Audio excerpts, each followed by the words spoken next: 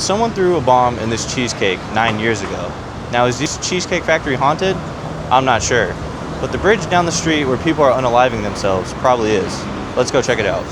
So this all started because I had seen a post online saying the Cheesecake Factory in Pasadena was haunted.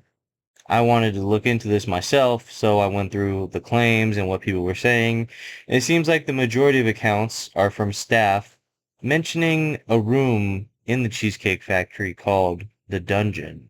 According to Cheesecake Factory staff, there's an underground storage room / basement area that the staff call the Dungeon. This actually goes back to Old Town Pasadena and is likely true since a lot of the buildings in Old Town Pasadena had subterranean rooms or even tunnels, which admittedly is pretty creepy in itself. The haunted aspect comes from a rumor that the spirit of a little girl resides in the dungeon and often scares or plays tricks on the staff there.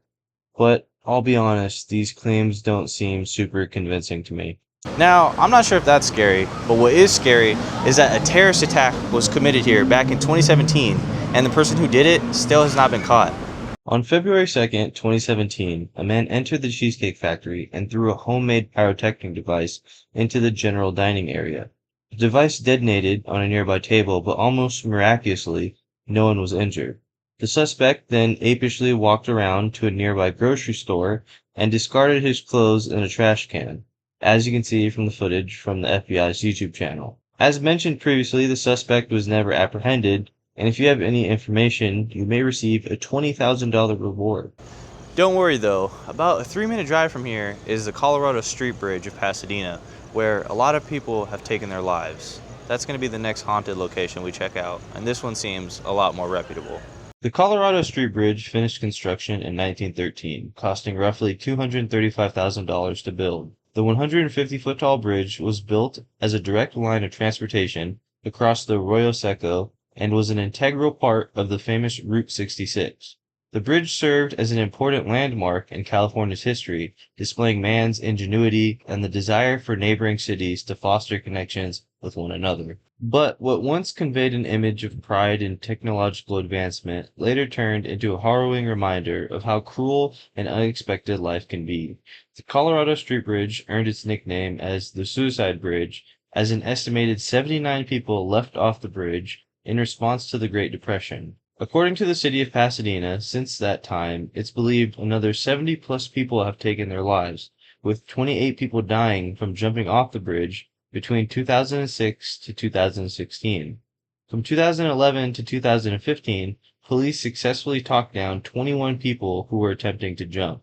These attempts led to the introduction of alcove fencing in 2017. This is a bit of a tangent, but I used the city of Pasadena's prevention plans for a majority of this section, and a study from 1978 on the Golden Gate Bridge's similar problem showed that 90% of people who were talked down didn't go on to die from taking their own life, which is pretty weird when you think about it, almost implying that bridges specifically have some odd psychological effect on us, similar to vertigo, that might make you feel an urge to harm yourself, or just jump, I guess. People who have been to the bridge at night claim to have seen the spirits of the victims who fell to their deaths at the bottom of the ravine, walking around near where their bodies would have impacted. Additionally, there have been reports of spirits on the other side of the fence at the bridge, looking as though they're about to jump themselves. As you go to help them or maybe give them some comfort, they vanish. Alright guys, so as you can see, this definitely is no joke. The sign even is here for the suicide crisis line. Zoom in a little so you guys can see it better. But yeah, that's the type of stuff we're dealing with here. Then to even further prove the point, you have all these gates that are here to prevent people from jumping over the sides. And these gates will just go for forever. These might even go down the entire bridge. We'll see once we walk down more of it. We're not going to walk the length of the bridge in its entirety. But yeah, I mean, it's just crazy to think that they have to put these up here just to make sure that people aren't jumping off of it.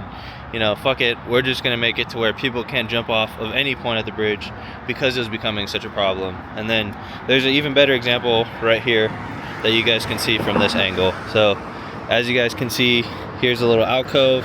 This is the part where people would climb up to because it gives them better leverage to get higher and then jump off from that point above the thing.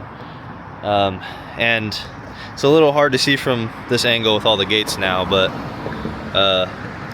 you would just drop down about 150 feet to your inevitable death. So yeah, pretty depressing, the stuff that goes on here. I mean, it's a beautiful city. The bridge is beautiful, and it's kind of sad to think about all the people who decided to come here and make this their final moments on Earth. So guys, as I said in the video earlier, a lot of times the people say they come here at night to go about a walk. You know, they're just in the area, feel like getting some exercise. You know, they see the bridge, it's cool. Used to be cool. Now it almost kind of gives off the vibe of a prison or something. You know, all this like restriction. So I don't know if you guys can see from here. It's a little difficult. Let me fix the camera angle. So that's one of the streets that go down below. I can try to zoom.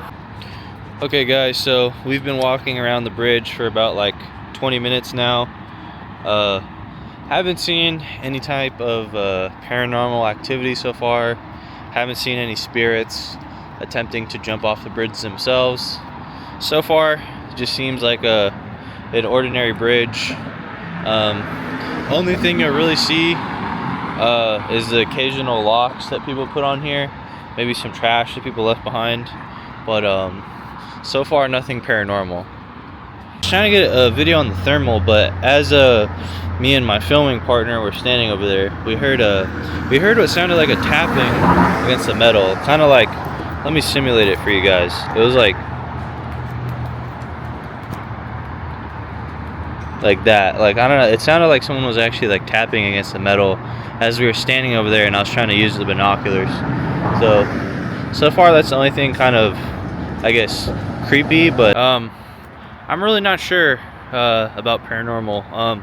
I get that there's a lot of crazy history and very sad, tragic history that happened here, but I don't know, sometimes there's just locations with sad, bad stuff that happen. But with that being said, could well be that there are spirits here.